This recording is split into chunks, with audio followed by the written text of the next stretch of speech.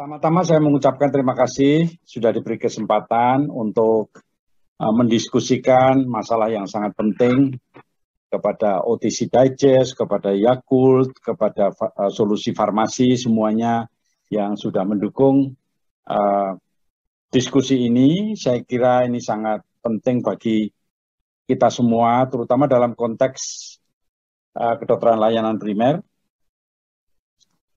karena tentu saja apa yang harus kita pelajari itu yang bisa kita terapkan di layanan primer. Selama ini pendidikan kita di rumah sakit tersier ya menjadi dokter, sehingga hal-hal seperti ini kurang mendapatkan perhatian. Nah, saya akan mengawali apa itu diare dari sisi gambaran grafis ya.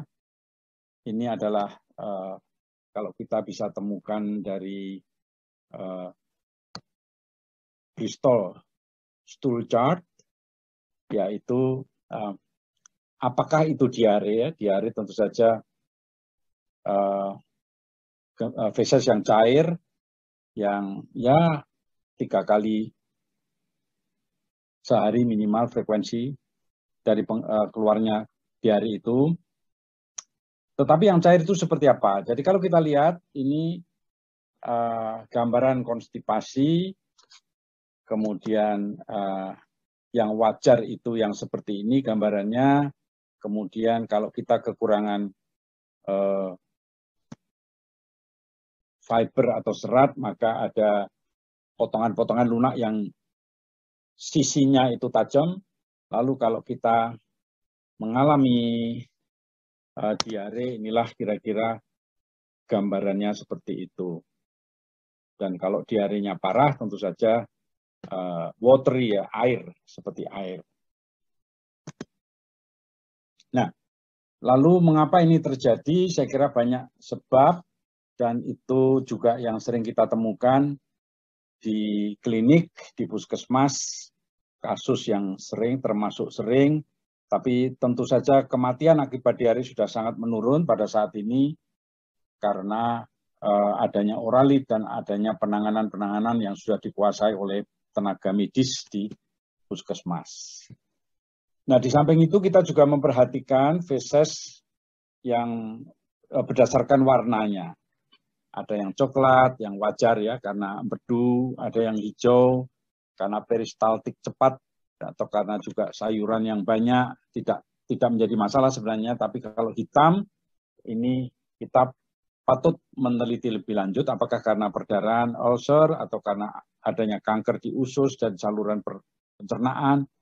Lalu kalau merah segar apakah adanya hemoroid, bisa juga kanker. Kalau putih ini juga kita perhatikan apakah ada sumbatan saluran empedu. Jadi pengamatan terhadap feses itu sangat penting dalam mendiagnosa penyakit dan untuk memikirkan tata laksana penyakit tersebut. Nah, kita masih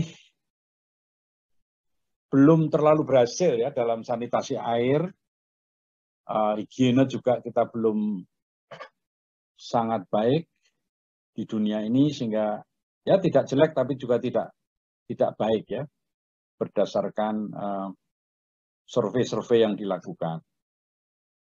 Sehingga kalau kita lihat di dunia memang kematian akibat diare juga masih terjadi, dan terutama dalam latar belakang kurang gizi, sehingga daya tahan kita, imunitas kita menurun, kita mudah terkena infeksi, dan kalau infeksi itu mengenai saluran pencernaan, kita akan mengalami diare dengan akibat yang bervariasi, tapi umumnya sekarang sudah bisa kita atasi.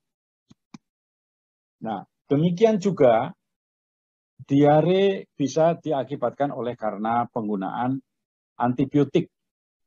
Oleh karena itu, WHO juga mendukung supaya kita sangat berhati-hati menggunakan antibiotik. Sekarang tidak bisa sembarangan membeli antibiotik di apotek karena harus menggunakan resep dokter. Saya kira ini suatu hal yang bijaksana karena antibiotik itu berefek yang cukup signifikan ya bagi saluran pencernaan karena bisa menyebabkan diare, tidak hanya itu karena bisa mengganggu ekosistem flora usus. Sehingga ini mengganggu pola distribusi populasi bakteri tertentu dan kemungkinan akan menimbulkan overgrowth dari patogen sehingga menyebabkan infeksi usus atau kalau terjadi penurunan populasi bakteri tertentu, bakteri yang kita anggap protektif terhadap saluran pencernaan, maka terjadi diare fungsional. Nah, siapakah yang berisiko untuk mengalami antibiotics associated diarrhea, yaitu diare yang terkait dengan antibiotik? Ya, tentu mereka yang mungkin berusia lansia, ya, perempuan, dan ini dari penelitian, ya. Kemudian juga yang mempunyai riwayat sebelumnya ada gangguan imunitas. Tetapi khususnya yang kita perhatikan adalah bagi mereka yang dirawat di rumah sakit yang mengalami kontak erat dengan sumber penularan, apalagi jenis institusi atau jenis lokasi di rumah sakit, misalnya di ICU yang bakterinya lebih sulit dikendalikan. Lalu patogen yang mudah melakukan kolonisasi ini tentu akan berefek terhadap diare sebagai akibat dari antibiotik. Demikian juga prosedur-prosedur pembedahan dan prosedur-prosedur yang sangat invasif lainnya, intubasi, endoskopi, maupun pemberian enema. Jadi ini semuanya perlu kita perhatikan. Kalau kita menggunakan antibiotik, maka risikonya untuk terjadi antibiotics associated diare menjadi lebih tinggi. Nah, kita perlu memahami bahwa di samping komponen-komponen genetik yang ada dalam kromosom kita, justru kita memiliki sumber genetik yang berasal dari microbiota atau microbiome, dan yang paling berpengaruh sebenarnya adalah yang ada di usus, ya, gut microbiome. Karena tanpa microbiome pencernaan kita tidak akan bisa berfungsi dengan baik, karena microbiome ini membantu pencernaan, mempengaruhi sistem imun, dan mempengaruhi juga melalui brain-gut axis, mempengaruhi mood kita, perasaan kita, depresi, kecemasan, dan sebagainya, bisa dipengaruhi dengan adanya perubahan pola mikrobiom yang ada di saluran pencernaan kita. Demikian juga mikrobiom itu sangat, kalau optimal, akan sangat mendukung kesehatan keseluruhan. Ya, sangat penting. Nah, penggunaan antibiotik ini menjadi masalah ya, kalau tidak terkendali atau kalau kita tidak mencermati, ya, bagaimana secara hati-hati menggunakan antibiotik, maka apa yang seharusnya keragaman yang tinggi, ya, high diversity dari mikrobiom usus kita, lalu kena antibiotik menjadi low diversity. Inilah yang menimbulkan berbagai macam masalah yang bersumber dari saluran pencernaan. Nah, jadi kalau kita tidak hati-hati penggunaan antibiotik dan sebenarnya juga pola hidup, ya, pola diet, penggunaan obat-obat anti kanker, lalu adanya gangguan imunitas, kemudian ada juga gangguan mukosa usus yang mengakibatkan stres oksidatif, adanya kekacauan akibat bakteriofag maupun bakteriosin yang menyerang mikrobiom yang ada di usus kita, maka disbiosis bisa terjadi. Dan ini saya kira membutuhkan tata laksana yang baik dengan pemberian probiotik, prebiotik yang semuanya menjadi simbiotik, ya.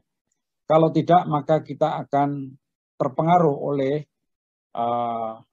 protektif, fungsi-fungsi protektif dari mikrobiom itu, terjadi perubahan pada membran mukosa, terjadi penurunan pada imunitas non-spesifik,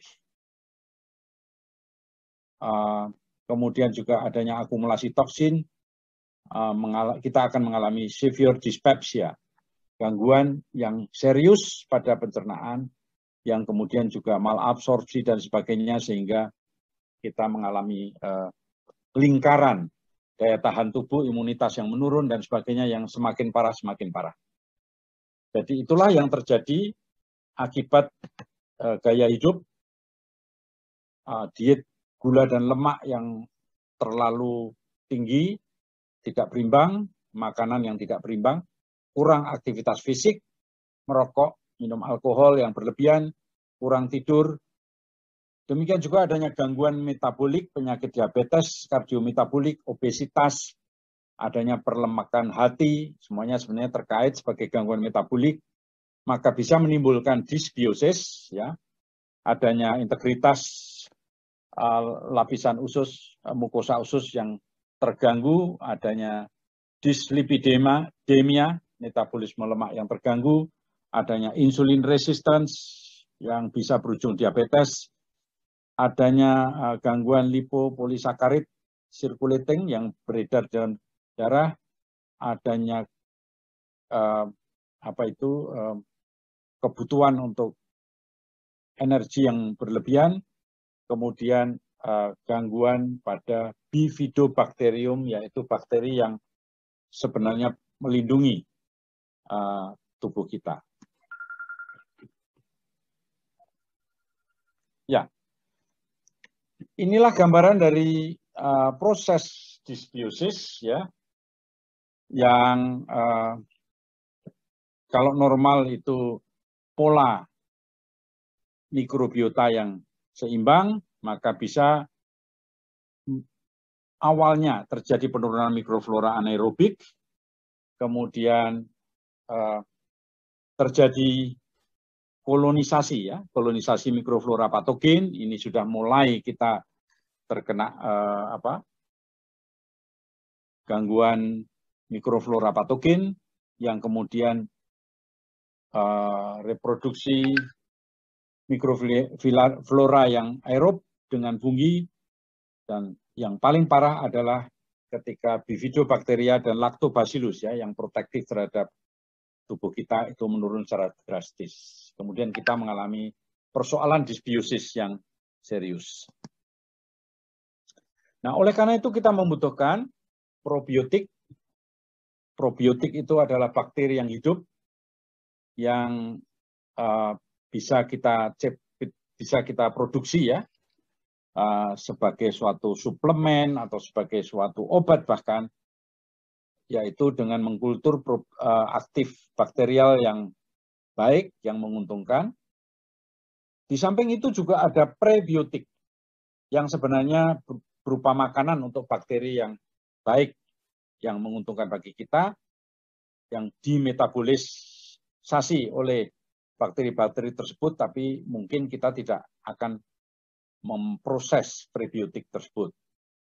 Nah, jadi kalau ini digabungkan menjadi simbiotik, kombinasi dari prebiotik, probiotik yang akan bisa mencegah dan mengatasi masalah dysbiosis, masalah yang terjadi sebagai akibat gangguan bakteri-bakteri mikrobiom terutama yang ada di usus kita. Nah, prebiotik itu contohnya ada di dalam makanan-makanan, asparagus, pisang, garlic, lalu ini leeks, ini yang gambarnya seperti ini. Ini bawang bombay, ya. Lalu ada artichokes seperti ini gambarannya, lunabar ini semacam coklat, semacam apa ya, semacam makanan. Ini ada mereknya, maaf, ini ada mereknya. Nah, lalu kalau minuman dalam bentuk makanan minuman probiotik, kita bisa temukan di yogurt, kefir, sauerkraut itu adalah sayuran yang fermentasi, seperti kimchi di Korea, kalau sauerkraut di Jerman misalnya, kombucha ini adalah minuman yang difermentasi juga. miso ini adalah sayuran seperti tempe soybean ya yang difermentasi di Jepang, tempe kita yang sangat populer di Indonesia. Jadi ini semuanya adalah probiotik dan tentu saja sponsor kita Yakult itu adalah jenis probiotik. Nah, jadi probiotik itu mikroorganisme hidup yang bermanfaat kalau dikonsumsi dalam jumlah yang cukup. Prebiotik merupakan substrat yang dipecah oleh mikroorganisme di usus. Kombinasi probiotik dan prebiotik itu adalah symbiotics. Dan ada lagi postbiotik, yaitu produk dari mikroorganisme atau komponen makanan yang bermanfaat bagi tubuh kita. Nah ini kalau kita lihat meta-analisis, tidak cukup banyak penelitiannya, tetapi menunjukkan bahwa ternyata supaya berefek ya, untuk protektif terhadap gangguan-gangguan kesehatan ya, terutama diare, maka ternyata dosis dependent. Kalau kita lihat ini kalau lebih dari 5